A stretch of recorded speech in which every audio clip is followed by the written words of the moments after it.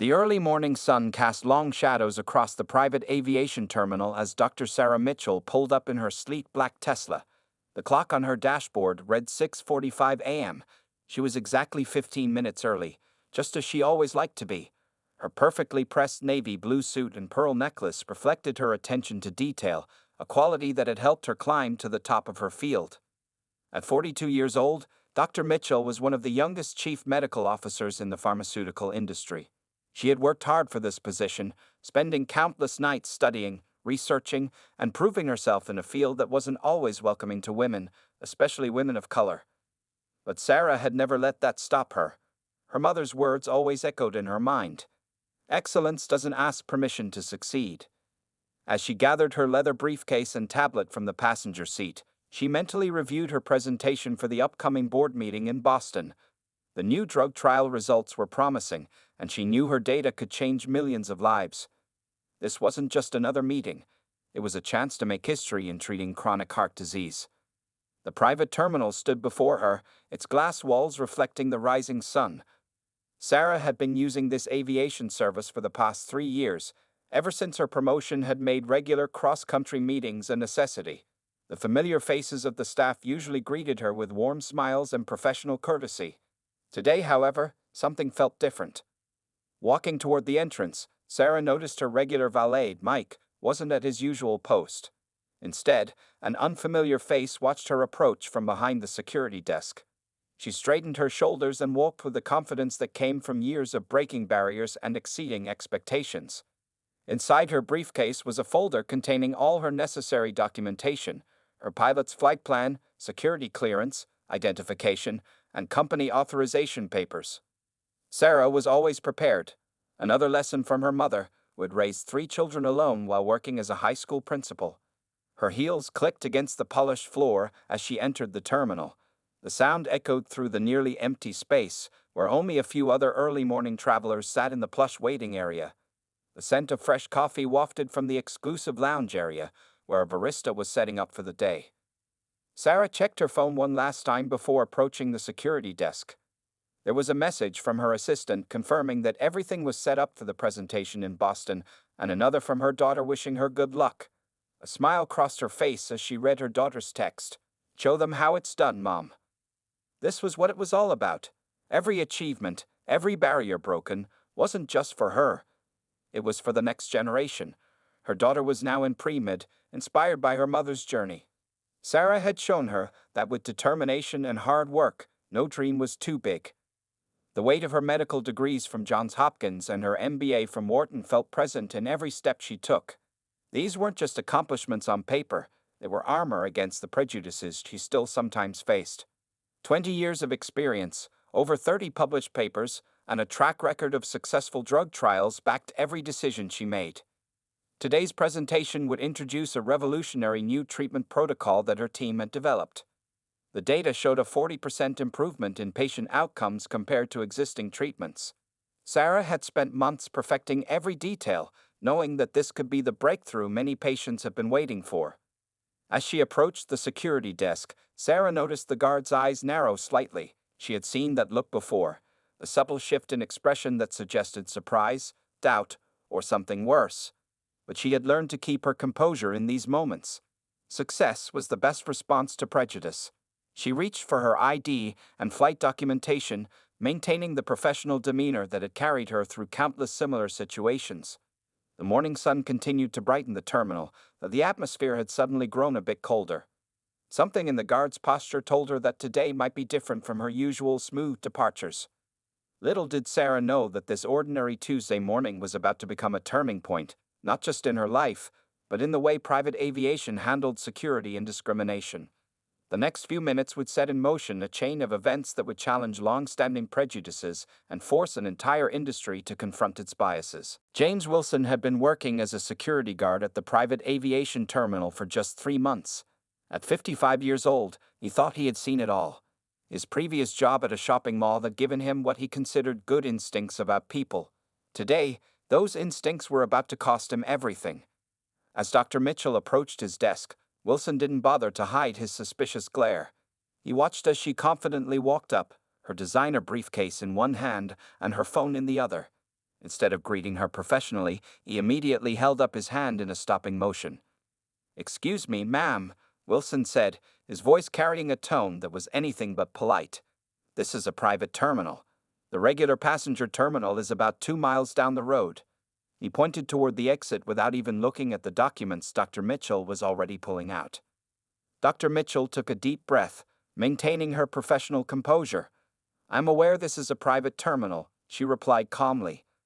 "I'm Dr. Sarah Mitchell, and I have a scheduled flight to Boston this morning. Here are my credentials and flight documentation." She placed her papers on the security desk. Wilson barely glanced at the documents. Instead, he looked past her, as if expecting someone else to walk in, someone who, in his mind, would look more like his idea of a private jet passenger. "Right," he said skeptically. "And I'm the President of the United States." A few other passengers in the waiting area began to take notice of the exchange. "Sir," Dr. Mitchell said firmly, "I've been using this terminal for 3 years now. If you check the regular passenger list, you'll find my name. I'm the Chief Medical Officer of Pharmatech Solutions, and I'm running late for an important board meeting." She pulled out her company ID badge as additional proof. Wilson crossed his arms. "Look, anyone can print fancy business cards these days. For security reasons, I'm going to need you to step aside while I verify this." His emphasis on security reasons made it clear that security had nothing to do with his actions. A young couple sitting nearby exchanged uncomfortable glances. The woman whispered something to her husband, who shook his head in disapproval at Wilson's behavior. But no one intervened, yet. "I understand the need for security," Dr. Mitchell responded, her voice steady despite the growing frustration. "But I provided all the necessary documentation. Your predecessor, Mr. Thompson, can vouch for me, as can most of the regular staff here." Wilson's face hardened. "Mr. Thompson isn't here anymore. I am, and I say something doesn't look right about this situation." He picked up his phone, making a show of calling for backup security. The terminal's coffee shop barista, Maria, who had served Dr. Mitchell countless morning lattes, watched the scene unfold with growing concern. She knew Dr. Mitchell as one of their most respected regular customers, famous for her kindness and generous tips. "This is completely unacceptable," Dr. Mitchell stated, reaching for her phone. "I need to speak with your supervisor." The morning sun now streamed through the terminal's windows, illuminating the scene for everyone to witness. Wilson smirked. "Supervisor won't be in for another hour. Until then, you'll have to wait." He deliberately pushed her documents aside without even reading them. "Or better yet, like I said, the main terminal is down the road." The tension in the air was palpable. Other staff members began to gather at the edges of the scene, whispering among themselves. They knew Dr. Mitchell, but most were new enough or junior enough to feel uncertain about challenging Wilson's authority. Dr. Mitchell stood her ground, years of facing similar situations having taught her how to handle such moments with dignity. She pulled out her phone and began recording the interaction, causing Wilson's face to flush with anger. "Photography is not allowed in the security area," he snapped, reaching for her phone. "That's a security violation." "Actually," Dr. Mitchell responded calmly, "according to the terminal's posted policies, recording is permitted in public areas during instances of suspected discrimination." She pointed to the policy sign on the wall behind Wilson's desk, a policy he hadn't bothered to read during his training. The situation was about to reach its boiling point. Wilson's face grew redder, his embarrassment turning to anger. But neither he nor Dr. Mitchell realized that the pilot and flight crew were about to walk through the door, setting the stage for a confrontation that would change both their lives forever. The situation in the terminal reached a critical point as Wilson's backup security team arrived. 2 additional guards, both looking uncertain about the situation, stood behind Wilson. The morning sun now fully illuminated the terminal, creating an almost theatrical spotlight on the unfolding drama. "See," Wilson said to his colleagues, gesturing at Dr. Mitchell. "She's refusing to leave and causing a disturbance." He conveniently left out the part about her providing documentation and having a scheduled flight. One of the new guards, a younger man named Tom Rodriguez, recognized Dr. Mitchell immediately. He had seen her pass through the terminal dozens of times before. However, being new to the job and junior to Wilson, he hesitated to speak up. Dr. Mitchell maintained her composure, though her heart was racing. She looked at her watch. It was now 7:10 a.m. Her flight was scheduled for 7:30 a.m., and this unnecessary delay was putting her entire morning schedule at risk. "I will say this one more time," she stated clearly, making sure her phone was still recording. "I am Dr. Sarah Mitchell, Chief Medical Officer of Pharmatech Solutions. I have a scheduled flight, and all my documentation is right here on your desk. Your refusal to even review it is a clear case of discrimination." The word discrimination caused several heads to turn. A small crowd had gathered now, other passengers, terminal staff, and even some maintenance workers. Maria, the barista, had stopped preparing coffee altogether and was watching with growing concern. Wilson's face turned an even deeper shade of red. "That's it," he declared, reaching for his radio. "I'm calling the police. This is now a security threat." His hand shook slightly as he grabbed the radio, revealing his growing nervousness about the situation. The young couple who had been watching earlier stood up. The woman, who turned out to be a civil rights attorney, stepped forward. "Sir," she addressed Wilson, "I've been watching this entire interaction. You haven't once properly checked her credentials. I strongly advise you to reconsider your actions." Wilson's backup team exchanged worried glances. Tom Rodriguez finally found his voice. "Mr. Wilson," he said quietly, "I actually know Dr. Mitchell. She's a regular passenger here." But Wilson was too far committed to his course of action. "You're new here, Rodriguez. You don't know the security protocols." He turned back to Dr. Mitchell. "A real doctor wouldn't be causing this kind of scene." Dr. Mitchell took another deep breath, her mother's words once again echoing in her mind. "Your dignity is not up for debate." She pulled out her phone and dialed a number. "Since you've refused to call your supervisor, I'm calling the terminal's general manager. I have his direct number." The atmosphere in the terminal grew even tenser. Other passengers began recording the scene on their phones. Wilson's behavior was becoming more erratic as he realized he might have made a serious mistake. "Stop recording. All of you," he shouted, his voice cracking.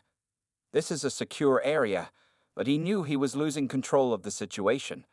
The policy sign about recording in public areas seemed to mock him from its place on the wall. Tom Rodriguez stepped away from Wilson, no longer willing to be associated with this obvious misconduct. The other security guard followed his lead, leaving Wilson standing alone. Maria, who could no longer stay silent, approached the security desk. "I serve Dr. Mitchell her coffee 3 times a week," she stated firmly. "She's one of our most respected customers." Wilson's radio crackled to life. The police were responding to his call, but instead of feeling relieved, he began to sense that he had made a terrible mistake. The weight of his actions was starting to sink in. Dr. Mitchell stood tall, her phone still recording, surrounded by supportive strangers and staff members. The terminal's atmosphere had transformed from a quiet morning routine to a pivotal moment in civil rights. Just then, the terminal doors slid open. Captain James Anderson and his flight crew walked in, immediately spotting Dr. Mitchell.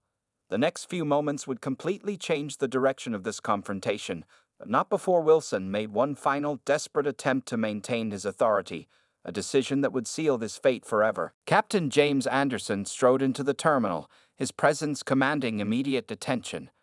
With 20 years of flying experience and a reputation for professionalism, he quickly assessed the situation before him. His flight crew, consisting of co-pilot Sarah Jenkins and flight attendant Michael Chen, followed closely behind. "Dr. Mitchell," Captain Anderson called out, his voice carrying across the terminal. "Is everything all right? We were expecting you in the pre-flight briefing room 10 minutes ago." He approached the security desk, his uniform pristine and his authority evident. Wilson's face flickered with uncertainty as he watched the captain walk directly to Dr. Mitchell and shake her hand warmly. The realization that he had severely misjudged the situation began to dawn on him, but his pride wouldn't let him back down. "Captain," Wilson interrupted, trying to maintain control, "this woman hasn't been properly cleared for security." "This woman," Captain Anderson cut him off firmly, "is Dr. Sarah Mitchell. She's been flying with us every Tuesday morning for the past 3 years. He turned to Dr. Mitchell with concern. "What seems to be the problem here?" Co-pilot Jenkins, who had witnessed similar incidents in her career, was already on the phone with the terminal's management.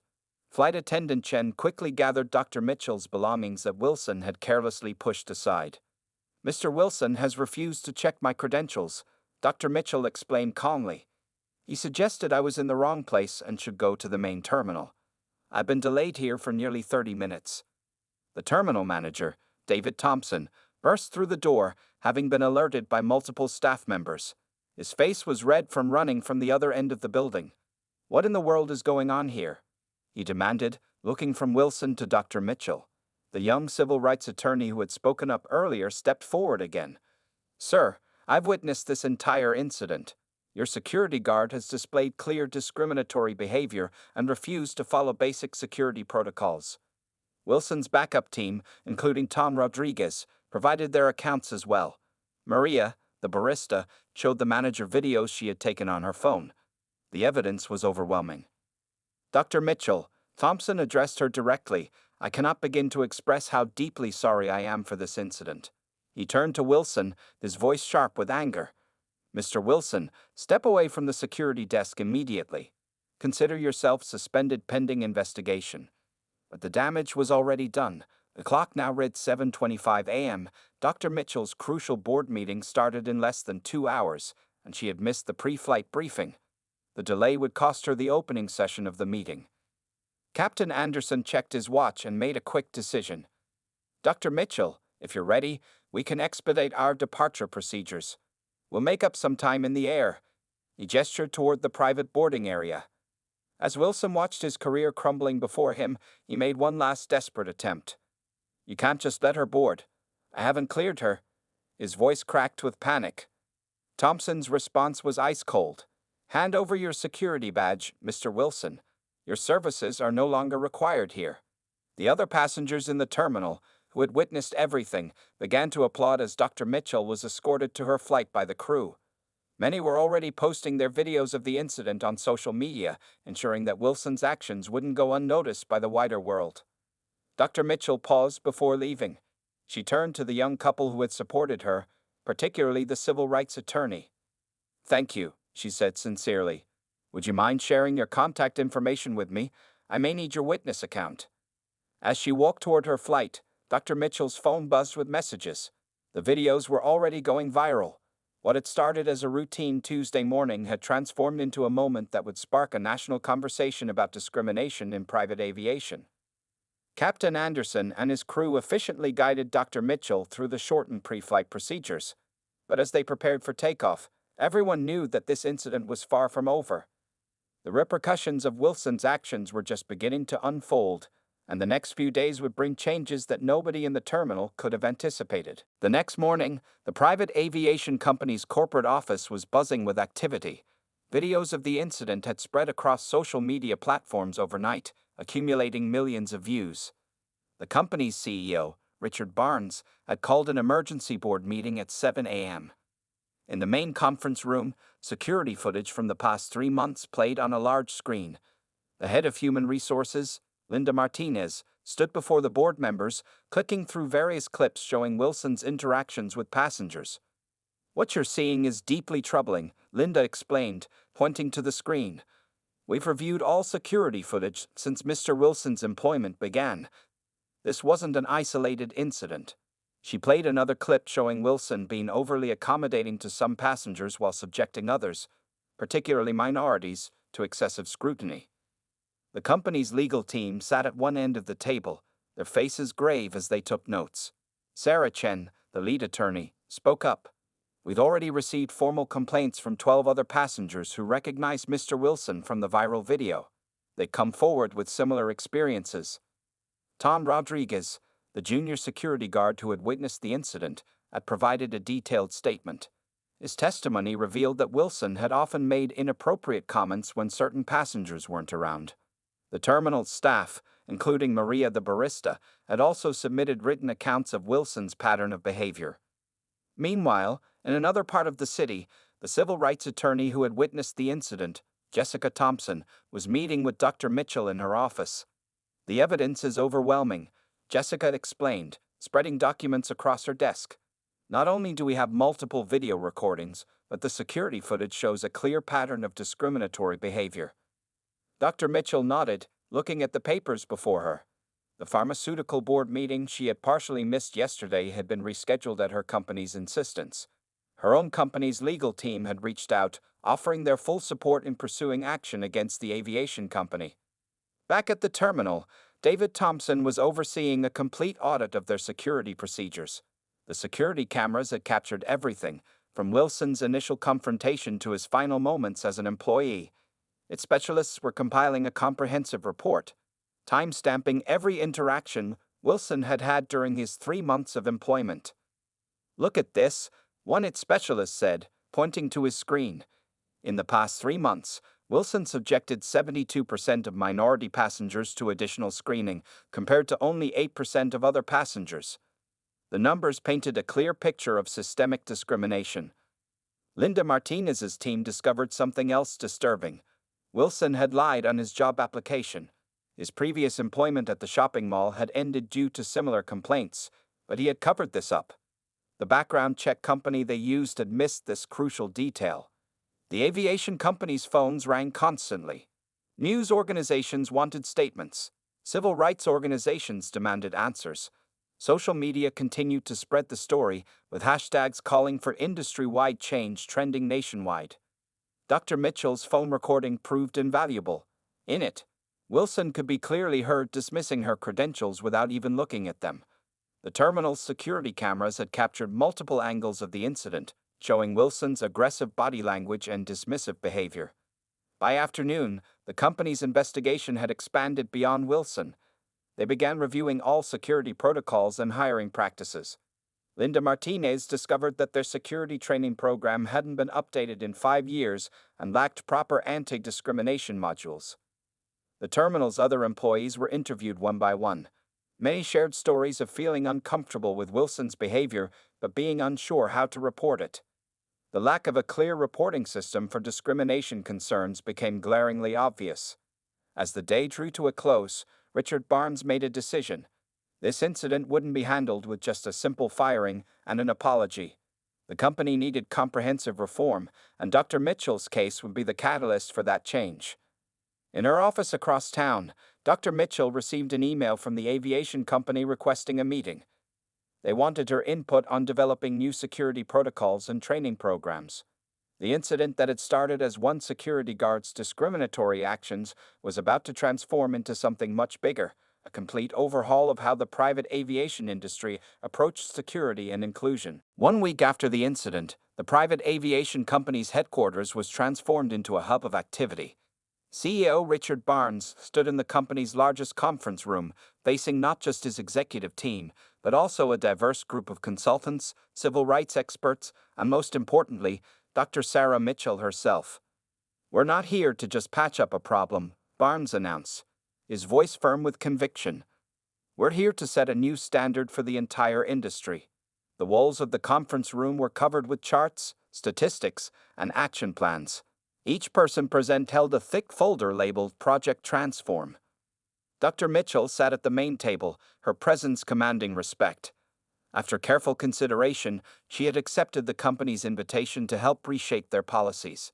Her experience as a corporate executive, combined with her personal experience of discrimination, made her uniquely qualified to guide this transformation. "The first change starts today," Barnes continued, nodding to Linda Martinez from HR. Linda stood and began distributing new employee handbooks. "We've completely revised our hiring process. Every security officer will now undergo extensive background checks, including social media history and previous workplace behavior patterns." Tom Rodriguez, who had spoken up during the incident, had been promoted to head of security training. He stood next to a screen showing the new security protocols.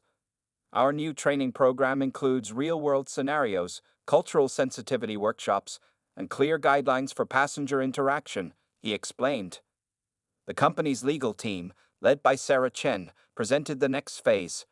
"We're implementing a zero-tolerance policy for discrimination," she stated firmly. "We've created a simple app where passengers can report concerns instantly. Every complaint will be investigated within 24 hours. Maria, the barista who had supported Dr. Mitchell, had also been invited to the meeting. The company recognized that frontline staff often notice problems first. They created a new position, customer experience observer, and offered her the role. She would train other staff members to recognize and report discriminatory behavior. The changes weren't just on paper. The terminal underwent physical transformations too. New signs in multiple languages welcomed passengers. Security checkpoints were redesigned to be more transparent, with clear posting of passengers' rights. Every security desk now had cameras with audio recording, protecting both passengers and staff. Dr. Mitchell reviewed each proposal carefully. These changes are significant, she acknowledged. But how will you ensure they stick? She had seen too many companies make grand promises only to return to business as usual once the media attention faded. Barnes had anticipated this question. He unveiled the final part of their plan, an independent oversight committee. This committee would include civil rights leaders, aviation experts, and regular passengers. They would have full access to company records and the power to make binding recommendations. The company's marketing team presented their public response strategy. Instead of trying to minimize the incident, they would acknowledge their failures and document their journey to become better. Transparency builds trust, the marketing director explained, showing their new campaign focusing on inclusion and respect. The financial investment was substantial. New training programs, security equipment, and staff positions would cost millions, but Barnes didn't hesitate. "We're not just protecting our company," he said. "We're investing in our future." The meeting lasted hours as they fine-tuned each proposal. Dr. Mitchell's input was invaluable, pointing out potential issues others might have missed. Her experience as both an executive and a discrimination victim helped bridge different perspectives. By day's end, Project Transform was ready to launch. The company announced immediate changes. All security staff would be retrained within 30 days. New hiring protocols would take effect immediately. The passenger reporting app would launch next week. Monthly public reports would track their progress. The oversight committee would begin work immediately. As Dr. Mitchell left the meeting, she felt cautiously optimistic. The company's response went beyond what she had expected. They weren't just firing one prejudiced guard, they were changing their entire culture. That evening, as the sun set over the city, other aviation companies began calling Barnes. They wanted to know more about Project Transform. What had started as one guard's discriminatory action was becoming a catalyst for industry-wide change. The ripple effects were just beginning, and the private aviation world would never be quite the same. 2 months after the incident, James Wilson sat nervously in a downtown courthouse, watching as more witnesses came forward to testify against him.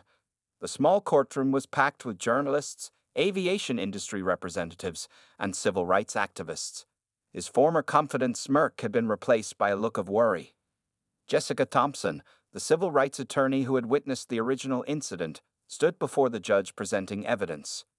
"Your Honor, we have documented proof of Mr. Wilson's pattern of discrimination during his employment." She gestured to a screen showing security footage compilations. Dr. Mitchell sat in the front row, composed and professional as always. Her legal team had built an airtight case combining video evidence, witness testimonies, and Wilson's troubled employment history. The truth about his previous job termination had also come to light, revealing a similar pattern of discrimination. In the past 5 years, Jessica continued, Mr. Wilson has been involved in 27 documented cases of discrimination at 3 different workplaces. He deliberately concealed this information from his employers. The courtroom buzzed with whispers as this information was revealed. Wilson's attorney looked increasingly uncomfortable. The evidence was overwhelming, and his client's attempts to justify his actions only made things worse. When Wilson claimed he was just doing his job, security footage clearly showed him treating passengers differently based on their appearance. Tom Rodriguez took the stand next. Mr. Wilson often made inappropriate comments when certain passengers weren't around. He testified. He would question their right to be in the private terminal, even when they had proper documentation. His testimony carried extra weight as a former colleague. Maria, now in her new role as customer experience observer, also testified. She brought records of numerous incidents she had witnessed during her time as a barista. Her detailed notes and observations helped establish the systematic nature of Wilson's behavior. The judge, an experienced African-American woman named Judge Patricia Harris, listened carefully to each testimony. She had seen many discrimination cases in her career, but this one was different. It had the potential to set new legal precedents for the aviation industry. During a break in the proceedings, Dr. Mitchell spoke with reporters outside the courthouse. "This case isn't about revenge," she explained. "It's about ensuring that no one else faces this kind of discrimination when they're simply trying to travel." The aviation company's legal team presented their new anti-discrimination policies as evidence of industry reform. Other airlines and private aviation companies sent representatives to observe the proceedings, knowing this case would influence their own policies. When Wilson finally took the stand, his testimony quickly unraveled under cross-examination. He couldn't explain why he had subjected minority passengers to additional screening at such disproportionate rates. His claims of security concerns were easily disproven by data and video evidence. Judge Harris's ruling was decisive. Wilson was found liable for discrimination and ordered to pay substantial damages. More importantly, he was barred from working in any security-related position in the transportation industry. The judge also ordered him to attend mandatory anti-discrimination training. "Let this case serve as a warning," Judge Harris declared in her ruling.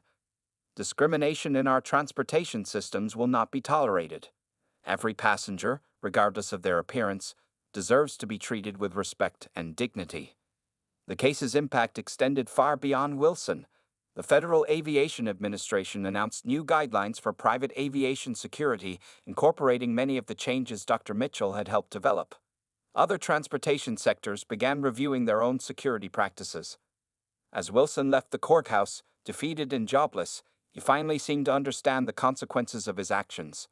The media captured his walk of shame, a stark contrast to his previously arrogant behavior at the security desk.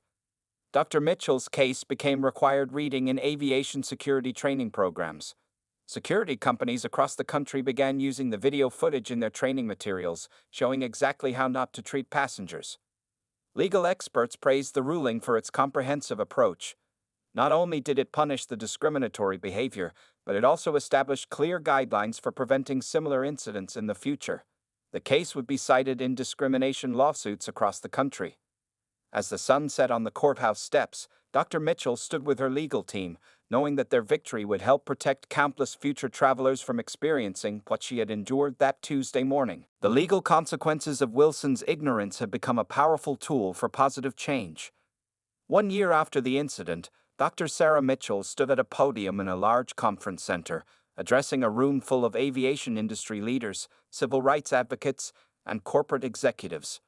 Behind her, a banner read, "Aviation Equality Initiative, 1-year anniversary." "What happened to me that morning was unfortunate," she began, her voice clear and strong. "But what came after has changed thousands of lives."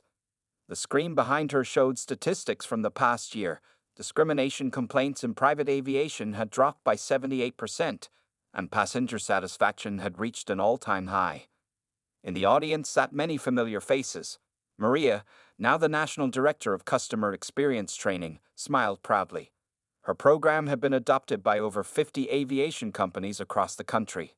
Tom Rodriguez, who had become an industry consultant on security reform, sat next to her, taking notes for his next training session. Richard Barnes, the CEO who had transformed his company's policies, watched from the front row. His company had become the gold standard for inclusive aviation services, and their business had grown significantly as a result. Other companies had followed their lead, creating a ripple effect throughout the industry. Today, I'm excited to announce the launch of the Mitchell Foundation for Transportation Equality. Dr. Mitchell continued. The foundation would provide scholarships for minorities entering aviation security and management roles, ensuring diverse representation at all levels of the industry. The changes went far beyond private aviation. Major airlines had revamped their security procedures, airports had implemented new training programs, and even cruise lines and train services had adopted similar policies. The incident had sparked a transportation revolution. Jessica Thompson, the civil rights attorney who had witnessed the original incident, now led the Foundation's legal advisory board. She had helped draft new legislation protecting passengers' rights, which was currently making its way through Congress with bipartisan support. The terminal where the incident occurred had been completely transformed. Now, it served as a training center where security personnel learned about inclusive practices. The spot where Wilson had stood was marked with a plaque. From this place, change began. New security officers learned about the incident as part of their basic training. Dr. Mitchell walked through the conference center's exhibit hall, where companies showcased their new security technologies. She stopped at a booth displaying the passenger reporting app, which had now been downloaded millions of times. The app had helped identify and prevent numerous incidents of discrimination across various transportation sectors. Her own career had evolved as well. While still serving as chief medical officer, she now regularly spoke at conferences and universities about corporate responsibility and inclusive leadership. Her experience had made her a powerful voice for change in both the medical and transportation industries. The oversight committee she had helped establish had become a model for other industries. Banks, hotels, and retail chains were creating similar independent bodies to monitor and prevent discrimination. The ripple effects continued to spread far beyond aviation. In a quiet corner of the city, James Wilson watched the conference coverage on his small TV. After completing his court-mandated anti-discrimination training, he had undergone a profound change. He now volunteered at a community center, helping to teach others about the consequences of prejudice and the importance of treating everyone with dignity. As the conference drew to a close, Dr. Mitchell shared one final announcement. The Aviation Equality Initiative was expanding internationally. Companies from Europe, Asia, and Africa had signed on to implement the same standards and training programs that have proven so successful in the United States. What started as one person's ignorance, she concluded, has led to a movement of understanding and change. But our work isn't finished. Every day, we must choose to be better, to do better, and to stand up for what's right. The audience rose in a standing ovation. Among them were several passengers from that Tuesday morning a year ago who had witnessed the incident. They had become part of a moment that transformed not just one industry, but the way society approached equality and dignity in public spaces. As Dr. Mitchell left the stage, she remembered her mother's words about excellence not asking permission to succeed. She had taken that lesson and turned it into something even more powerful, a legacy of change that would benefit generations to come. What Wilson had intended as an act of discrimination had instead become a catalyst for progress, proving that sometimes the greatest positive changes can emerge from the darkest moments.